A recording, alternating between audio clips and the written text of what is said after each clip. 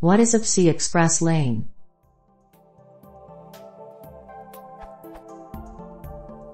I am reading an article bemoaning i7-5820K will only have 28 PCI-Express lanes compared to its sibling processors having 40 lanes. Isn't 28 lanes already too many? How many lanes would a normal home PC actually need and for what purposes? I don't know how the following would be connected to PCI, but do they even number 28? 2 HDS, 1 SSD, 1 CD DVD BR, card reader, printer, Wi-Fi or LAN but seldom both, joystick, keyboard, mouse, graphics. What else possibilities would need direct access to PCI for a home/office PC? Or even a server?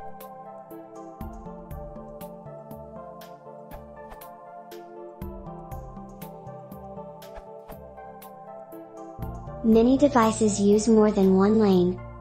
For example, gaming graphics cards use 16 lanes. Some powerful gaming computers have 2 graphics cards, that's 32 PCI lanes, 2x16 ports. Intel i7-5820K can't handle 2x16 graphics cards. For some gaming enthusiasts or some engineers, that may be a serious problem. They may have to choose different CPU, maybe some Xeon, if they need more than 4 cores and 2x16 graphics cards. PCI SSD drives use multiple PCI lanes too, x4 or x8.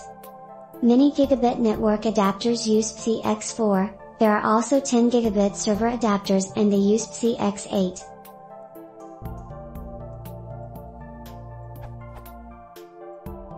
"28 lanes is not that much. If a motherboard manufacturer puts one x16 slot, one x8 slot and one x4 slot, x28 total, you can use only 3 devices there and that's all." Here is an image from Wikipedia PCI article. I added information about lanes on these PCI slots.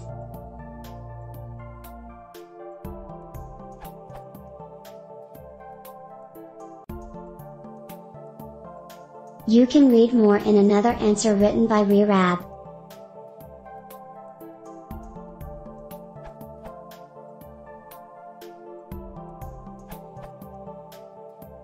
A PCI lane consists of 2 differential pairs of signals. One differential pair is used for sending and the other is used for receiving, which allows simultaneous bidirectional communication. Each lane is point-to-point. That is, each lane directly attaches a single host to a single device. PCI switches can, however, be used when a host lane needs to be shared between multiple devices. Per Wikipedia, the bandwidth of a single PCI lane, in each direction, is as follows.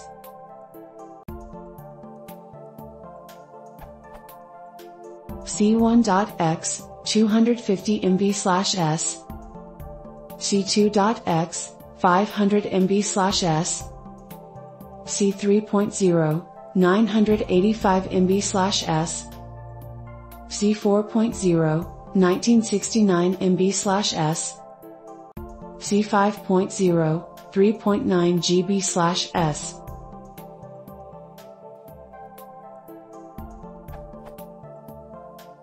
As Kamil said, most PCI devices use multiple lanes. Some devices, such as NICs, sound cards, and other relatively low bandwidth devices just use one lane. SSDs, RAID controllers, and other medium bandwidth devices typically use 4 or 8 lanes. Graphics cards and other high bandwidth devices, FAS, for instance, typically use 16 lanes. At system boot, the host and device will negotiate the number of lanes that will be used for a particular connection.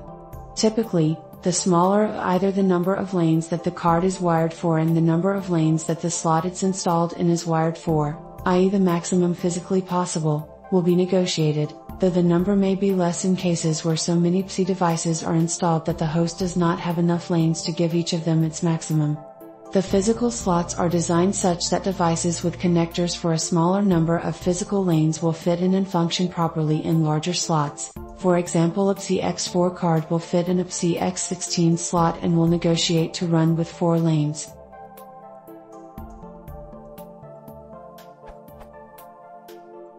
Also, Some chipsets use some of the PCI lanes to attach the south bridge. This was how the Intel X58 chipset worked, the chipset for the Bloomfield chips, high-end of the first-generation Core i7 processors. It used 4 lanes to attach the south bridge, leaving 36 lanes for everything else. This typically was divided up as 2 16-lane links for graphics cards and 4 lanes for any other devices. Boards that supported 3 or 4 graphics cards would have to reduce some or all of the graphics cards to 8 lanes when 3 or 4 graphics boards were installed.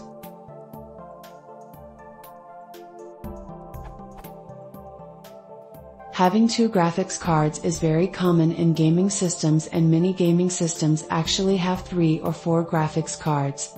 Even in a 2-card setup, at least one card will have to fall back to X8 mode in a system with only 28 lanes available. Additionally, systems that use graphics cards as computational accelerators often have 2 to 4 graphics cards installed. For these situations, only having 28 lanes is a problem, as that greatly limits the amount of host-to-device, and device-to-host, bandwidth available to each card. CUDA in particular has been gaining widespread popularity over the last several years, especially in the high-performance computing community. The PCI bus can very easily become the bottleneck in GPU, general-purpose computing on graphics processing units, applications, so having as many lanes per card as possible is highly desirable in GPU systems.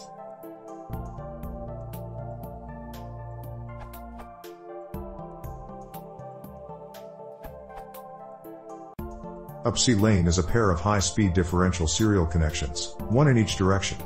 A link between devices can be and often is made up of multiple lanes for higher data rates. The data rates of individual lanes also varies by generation. Roughly speaking, one lane of Gen X provides about the same data rate as 2 lanes of Gen X1. On modern Intel systems, some PCI lanes are provided by the CPU directly, while others are provided by the PCH in the chipset. The link from CPU to chipset is similar to PCI, but there are differences in the details. Motherboard vendors have to decide how to allocate the lanes provided by the CPU and PCH to the onboard devices and slots. They can and often do include signal switches to give the user some options, but there is a limit to how much signal switching can be affordably implemented.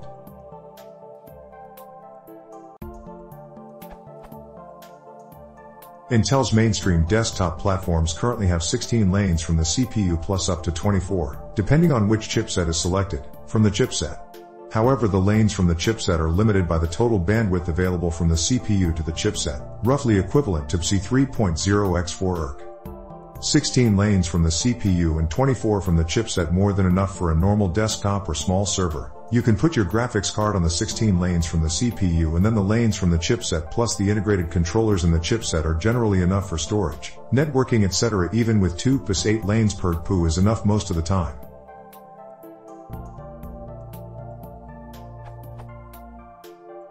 However, when building a high-end system with 3 plus PIS, or possibly 2 top-of-the-line PIS, lots of fast storage and or very fast network interfaces, more lanes are desirable. If you want to give each device its maximum possible capacity, you're looking at 16 lanes per GPU. So for those with higher-end needs, Intel has a high-end desktop socket, currently LGA 2066. This socket also covers single-socket workstation/server systems, though it seems officially at least you can't use the workstation/server processors in most desktop boards. Unfortunately, while with previous generations of high-end desktop the number of PCI lanes and RAM channels was fixed, with LGA 2066 the number varies by the processor you select. A desktop LGA 2066 CPU can have 16, 28 or 44 PCI lanes.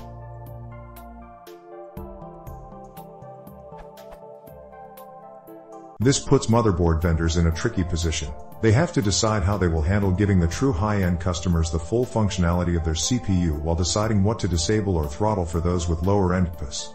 System builders in turn must carefully read the manuals for the motherboards to find out what the limitations are before buying. Grabbing the manual for one of the cheaper X299 boards, this URL shows that the main limitation is the X16 slots. On a 44-lane CPU, all 3 slots are usable with 2 running in X16 mode and 1 running in X8 mode. On the other hand, on a 28-lane CPU you get 1 X16, 1 X8 and 1 unusable, and on a 16-lane CPU you only get 1 X16 or 2 X8.